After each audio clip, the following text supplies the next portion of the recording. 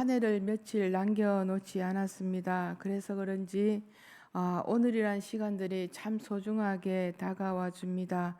한 해를 돌아보게 되면 가장 잘한 일이 무엇일까도 생각하게 됩니다. 자극과 응답 사이에 일어나는 것은 반응인데 남은 시간을 통해 삶을 되짚어보고 또 다가올 새해를 아름답게 맞이하고픈 마음이 드는 아침입니다. 오늘도 주어진 한날의 삶이 가장 소중한 삶이 되시기를 기원드립니다. 오늘 본문을 통해 예수께 대접할 음식을 구하러 간 마을로 들어갔던 제자들이 돌아와서 예수께서 여자와 얘기하시는 것을 보고 나타낸 제자들의 반응이 나옵니다. 제자들은 예수께서 여자와 이야기하는 것을 이상히 여겼습니다. 그러나 제자들은 예수께서 여자 여인에게 무엇을 구하는지 어떤 얘기를 하는지 궁금해하지도 않고 묻지도 않습니다. 만일 예수님께서 공공연한 장소에서 만약 여자와 개인적으로 대화하시는 것을 다른 유대인이 목격했더라면 그들은 아마 심한 말로 예수님을 비난했을 것입니다. 왜냐하면 유대인들은 설령 그 대상이 아내라 할지라도 노상에서 이야기하는 것을 수치스럽고 무례한 일로 여겼기 때문입니다. 당시 유대인과 사마리아인들은 말도 하지 않았고 사마리아인을 마치 못 볼 것을 본 것처럼 그들을 대했던 것입니다. 그 시절 유대인이신 예수님께서 그것도 대낮에 우물가에서 여인을 만난 것입니다. 만난 것까지는 괜찮은데 물을 좀 달라고 하니 아니 동네에 많은 사람도 있고 유대인들도 있었을 텐데 왜 하필 예수님은 사마리아 여인에게 말을 걸었던 것일까요?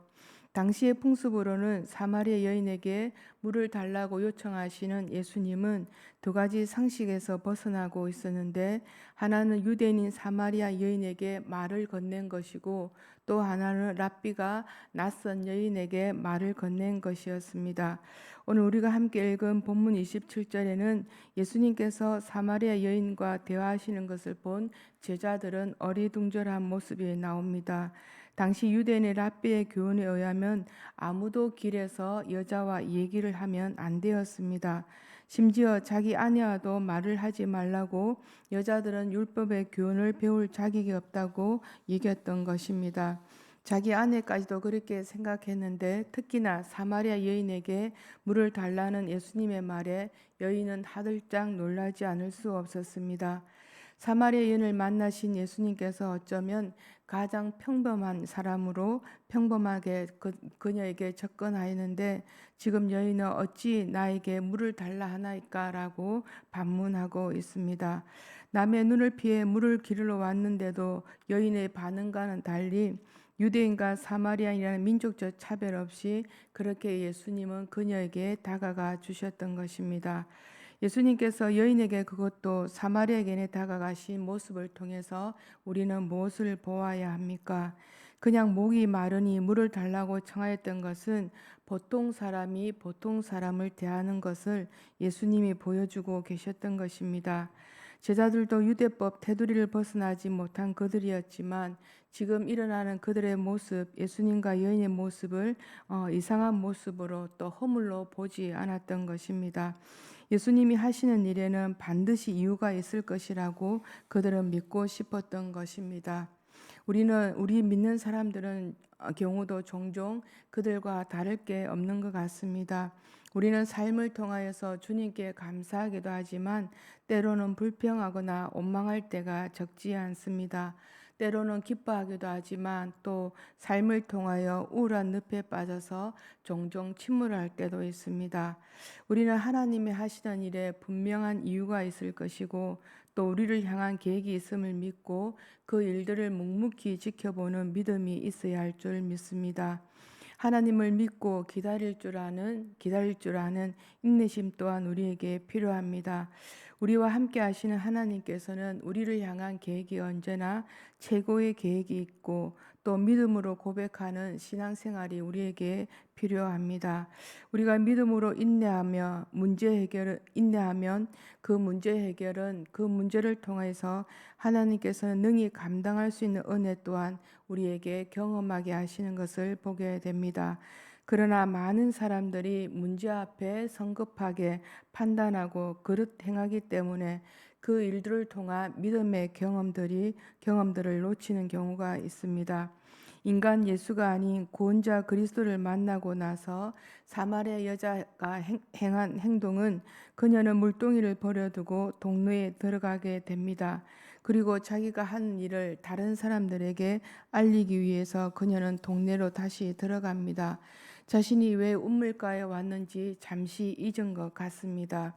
낮 정오의 시간, 햇빛이 내리쬐는 시간에 물을 기르러 와야 했던 여인, 남의 시선과 눈을 피해 그것도 아무도 없는 틈을 타서 물을 기르러 와야 했던 여인이었습니다. 그런데 여인이 예수님을 만난 것입니다. 여인이 예수님을 만난 것이 아니라 예수님께서 그녀에게 다가가 주셨던 것입니다. 여인에게 어떤 말을 하였기에 그가 가지고 있던 물건, 목이 말라 먼 길을 와서 그것도 남의 눈을 피해 눈에 띌까 염려하였던 그녀가 뒤돌아보지 않고 물동이를 버리는 일이 일어난 것일까요? 그가 예수님을 만나자 생명줄 같은 물동이를 버릴 수 있었습니다. 그리스도를 만난 사람들에게 삶의 변화와 함께 영적인 체험이 주어질 때 신앙의 행동을 이끌어낸다는 사실을 우리는 알고 있습니다. 예수님을 만나고 나서 안드레와 빌립이 또한 그 반응도 이와 같습니다. 그가 예수를 만나고 그리스도라는 사실을 발견하는 순간 그들은 누가 시키거나 요구하지도 않았는데 형제인 베드로와 친구인 나다나엘에게 찾아가서 그 사실을 알리고 그들을 예수께로 인도하게 됩니다. 진리의 발견이 이처럼 그들을 움직이게 만들었던 것입니다. 우리는 죄와 더불어 살아갈 수밖에 없는데 사마리아 여인을 향해 어느 누구 하나 손가락질할 수 없는 입장입니다. 물동이를 버릴 수 있었던 이유는 5개나 되는 죄를 또 고백할 때 그녀를 진정한 마음으로 알아주셨던 것입니다. 성숙한 그리스도인으로 살아가기 위해서는 지식은 필수적입니다. 하지만 이보다 먼저 갖추어져야 할 것이 있다면 바로 신앙의 체험이 아닌가 합니다. 그리스도를 만나고 구원을 얻는 일이 선행되지 않고는 성경 지식이나 신학 이론은 무의미할 것입니다. 모든 그리스도인이 다 성경 교사나 신학자가 될 수 없겠지만 신앙적인 체험을 통하여서는 우리 모두가 한 단계 더 믿음에 굳게 서게 되어집니다. 믿음이 없는 지식은 지식이 없는 믿음보다 훨씬 더 위험합니다. 우리가 교회를 다니면서 신앙생활을 하고 있지만 신앙의 체험을 통하여 믿음에 굳게 서기도 하고 또 더 깊은 신앙생활로 나아가기도 합니다. 예수 그리스도의 만남 자체가 우리 모두의 삶의 원동력이 되기 때문입니다. 예수를 믿는 순간 모든 사람은 하나님의 자녀가 되고 다시 태어나게 됩니다. 이것이야말로 참으로 위대한 신앙적인 경험이 아닌가 합니다. 그동안 자신을 천대하고 남편이 5이나 되어 고개를 못들고 다니던 여인은 들어간 곳은 동네입니다. 여인이 살던 동네는 어떤 동네입니까? 남편이 5이나 되고 물동이를 들고 남의 시선을 피해 물을 기르러 와야 되고 살아갈 수밖에 없던 여인의 삶을 다 알고 있는 동네입니다. 어느 누구 하나 자신을 반갑게 맞아주는 곳이 아니었습니다. 그런데 그녀는 다른 곳도 아닌 자신이 살던 동네를 향해 달려간 것입니다. 지금 사마리아 여인이 자신과 식구들이 먹고 살아야 할 물동이를 버렸다는 것은 새로운 삶을 향한 시작을 알려주고 있습니다. 지금껏 살아본 시간 속에 삶을 되돌아보니 아무것도 남은 것이 없는 것입니다. 자신에게 찾아온 기회 어쩌면 다시는 찾아오지 않을 수 있는 기회입니다. 여인은 망설이지 않고 주저하지 않고 버리기로 결정한 것입니다. 그녀는 버림으로써 새로운 삶이 그녀에게 기다리고 있었습니다. 새로운 삶을 부여잡고 주저없이 자신이 살던 동네로 달려갔던 것입니다. 우리 29절 본문 말씀을 다시 한번 같이 읽어보겠습니다. 시작. 내가 행한 모든 일을 내게 말한 사람을 와서 보라. 이는 그리스도가 아니냐 하니. 아멘. 그녀는 예수님을 만난 것으로 만족할 수 없었습니다. 물동이를 버림으로 그녀는 행동으로 이어집니다. 내가 행한 모든 일을 내게 말한 사람을 와서 보라라고 외치며 그녀는 동네로 들어갑니다. 물동이를 벗어난 삶, 영원한 생수를 얻는 삶으로 자신을 바꿔 놓았습니다. 작가 말코 그레드웰이란 사람은 아웃라이어라는 책을 통해서 시간과 투자와 성공에 관한 상관관계를 1만 시간 법칙을 통해 이렇게 소개합니다. 어떤 분야에서 세계적인 전문가나 마스터가 되려면 1만 시간의 시간이 필요하다고 합니다. 작곡가나 운동선수, 소설가나 그 외 어떤 분야에서 연구하고 또 거듭하면 할수록 이 수치가 확인되는데 1시간은 대략 하루에 3시간, 일주일에 20시간, 또 10년간 연습하는 것과 같다고 합니다. 어느 분야에서 적은 시간을 연습해서는 세계적인 전문가가 될 수 없다는 것입니다. 씨앗을 뿌렸다고 해서 모든 식물에 꽃을 피우는 것은 아닐 것입니다. 거름도 주고 물도 주고 적당한 바람과 햇볕을 쐬어야만 꽃망울을 터뜨릴 수 있는 것입니다. 꽃도 잘 보살피고 관리해야만 풍성한 꽃을 피울 수 있는 것처럼 우리 인생도 그렇지 않을까 합니다. 그가 여기서 말하고자 하는 것은 중요한 것은 말이 아니라 이론이 아니라 행동이라는 것입니다. 먼저 마음을 움직이고 그 다음에 생각을 채우고 그리고 행동을 보여주라는 것입니다. 그럴 때 우리의 삶은 계속해서 발전하고 또 미숙한 내가 아니라 최고의 인생으로 새롭게 태어날 것이라고 그는 말합니다. 사마리아 여인은 생각에 머무르지 않았습니다. 예수님께서 새로운 삶을 제시할 때 그녀는 그동안 자신이 가지고 있던 생각을 내려놓고 행동으로 나아갔습니다. 우리가 살아가는 삶의 시간 속에 수많은 생각들이 우리를 에워싸고 있습니다. 생각을 아무리 많이 한들 삶으로 이어주지는 않습니다. 그것을 행동으로 옮길 때 삶으로 다가와 줄 것이고 행동하고 경험한 만큼 우리의 삶의 모습으로 되어 줄 것입니다.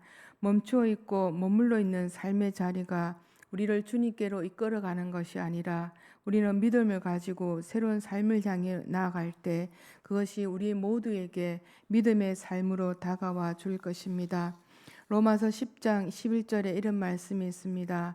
성경에 이르되 누구든지 그를 믿는 자는 부끄러움을 당하지 아니하리라 하니 아멘. 올 한 해도 우리 모두는 주님과 함께 열심히 달려온 것 같습니다. 좀 더 주님과 가까이 동행하고 교제하고자 새벽잠 깨우며 차가운 공기도 아랑곳하지 않고 우리 모두가 이 시간을 지켜내었습니다. 그런 우리의 삶을 기억하시고 더 나은 삶으로 더 나은 신앙의 모습으로 인도해 주실 것을 믿음으로 고백드립니다. 남은 한 해 시간도 우리 모두 건강하시고 주님과 동행하시는 삶의 날들이 되시기를 기원드립니다. 아멘. 하나님 아버지 참 감사합니다. 오늘도 새벽잠 깨우며 차가운 공기도 아랑곳하지 않고 주님과 좀 더 가까이 하고자 이 자리에 있습니다.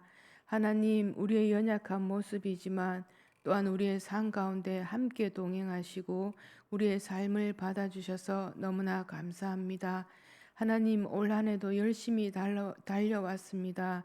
남은 한 해의 삶도 우리가 열심히 달려가겠사오니 하나님 우리에게 다가올 새해는 좀 더 주님과 동행하며 하나님 앞에 믿음에 굳게 서는 그런 모습으로 다가가고 또 맞이할 수 있도록 도와주시옵소서. 이 시간 주님 앞에 올려드리는 예물 가운데 하나님 축복하여 주시고 기도의 제목을 통하여서 삶 가운데 하나님의 뜻이 이루어질 수 있도록 주님 축복하여 주시옵소서.